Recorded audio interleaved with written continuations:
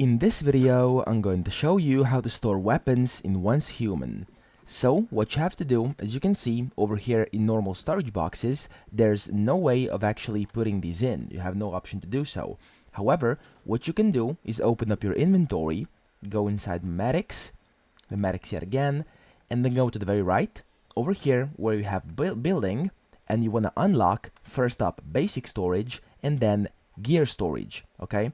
And then once you have gear storage, you want to go into building mode by pressing B, right clicking, and then in here under facilities and storage facility, you will see you have weapon storage, okay? What you want to do is simply place this down on the ground, and as you can see right here, I already have this, and if I walk up to it and open it, you can simply kind of deposit different guns and different weapons inside of this crate and leave them there when you don't need them.